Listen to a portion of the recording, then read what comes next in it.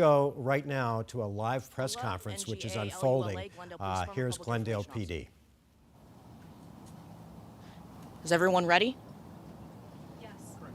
Okay. Everyone's good? Okay.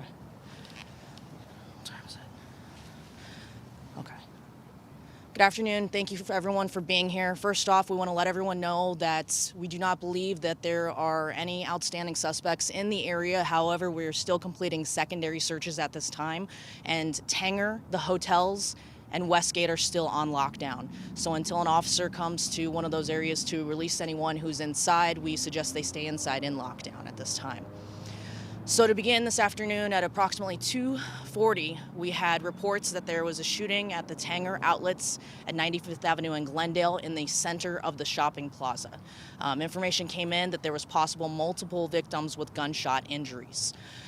We were able to locate 3 persons with gunshot injuries that were transported to local Valley hospitals. At this time, no one has passed away.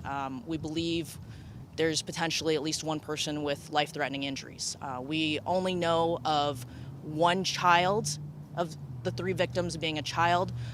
We're still confirming ages of those persons. We're still sorting out how many victims, how many potential shooters there are, but we do not believe that there is anyone outstanding. We have officers conducting secondary searches. Primary searches have been completed. We've asked everyone that as we go through and ensure that each of the businesses is safe, they're gathering on the west side of the parking lot of Tanger. And as we sort out who is a victim, who is a witness, we're able to release them. So we ask that anyone who has a loved one that they know that is out here to gather and wait at 95th Avenue and Maryland in the north preferred parking lot at the stadium. Best routes to get there are going to be 91st Avenue to Maryland or off of the freeway, the Loop 101 on the Maryland exit. But we ask that everyone stay off of Glendale Avenue or 95th Avenue. Give me 1 second.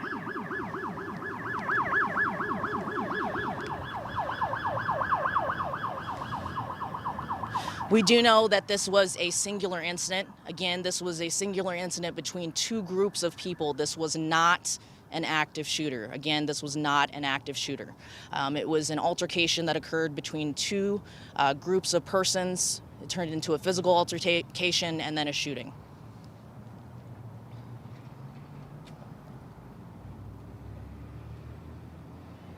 We have multiple Valley agencies that are out here assisting us with the secondary searches. Many investigators. It's going to take some time as we go through and speak to all of the persons that are out here, again, to sort out if we have any further victims or any witnesses to identify. This is going to go through the evening hours. Potentially, but again, we ask everyone who is not involved to stay out of the area unless you're coming to wait for a loved one, again, and that's going to be 95th Avenue in Maryland. We're hearing that one of the victims who has those life-threatening injuries could be a child. Can you confirm that that person who does have those life-threatening injuries is a child? I believe that one of the victims is a child. Again, we know that we have 3 persons who were transported with injuries with gunshot wounds, and one was a small child. Are any suspects in custody? At this time, we are still sorting out who exactly are shooters and who exactly are victims. So that's still part of the investigation with this crime scene that is this large in capacity with this many people to talk to.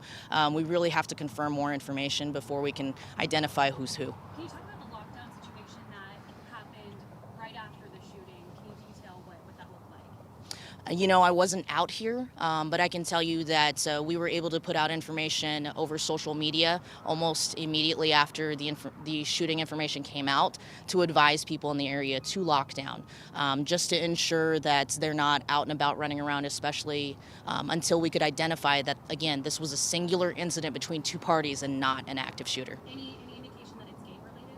I have no indication of that at this time. And what weapons were used? I don't have any information on the weapons. Can you talk about how many, when you said it was an extensive area where this happened, can you talk about how many rounds were probably We don't have any information to indicate how many rounds at this time. So just to let you know, I came over here before I was able to do the investigations briefing.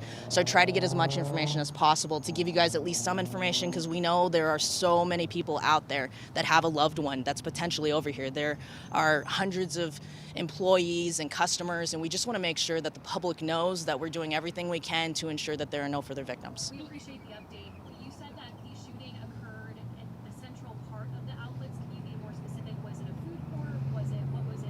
I don't believe there's a food court here necessarily, but it's just the center of the Tanger Outlets. There's multiple businesses over there. I'm not sure exactly how many scenes or potential, how far it went out. Age range of victims? You said one I child. don't have an age range.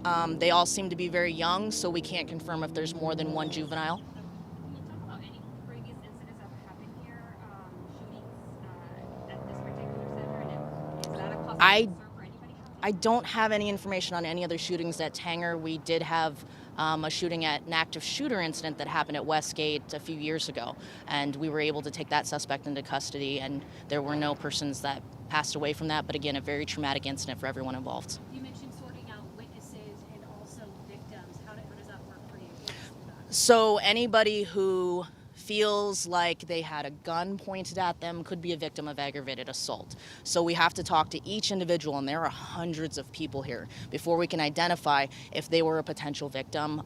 If anybody has any other types of injuries, they may not be gunshot wounds. There might have been some sort of physical altercation. So we have to talk to everybody involved. And again, this is going to be a very extensive investigation that's going to go through the evening. Can you give us the gender of the young child? You know, I don't have that.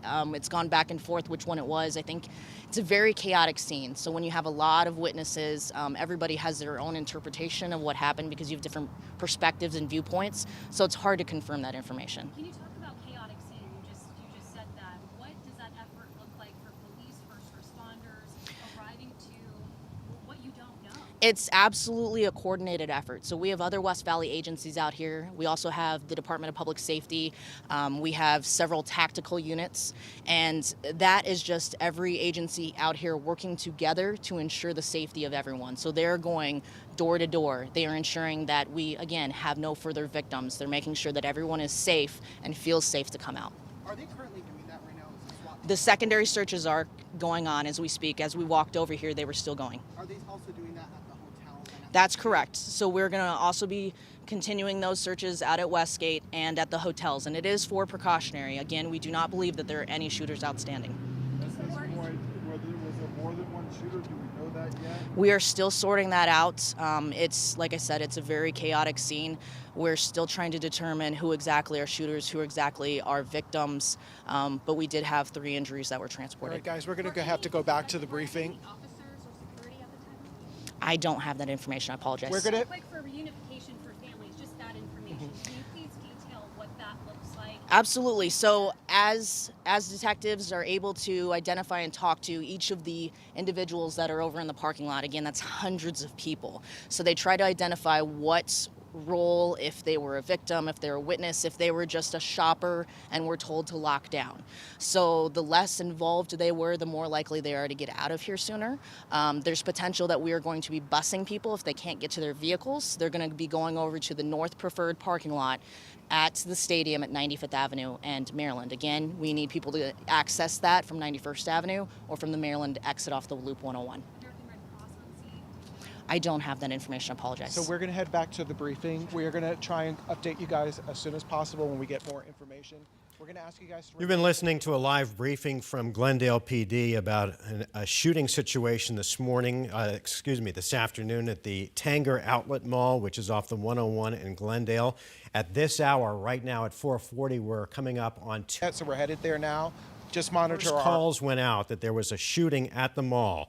But right now we can tell you that the Tanger Outlets, the Westgate Shopping Center, and the hotel in that area next to the ice arena are all still on lockdown. The shooting call went out about 2:40 this afternoon. 3, and now we learn, and this makes it even more tragic if that can be possible, 3 victims transported, 1 with life-threatening injuries, and we're told that 1 is a child.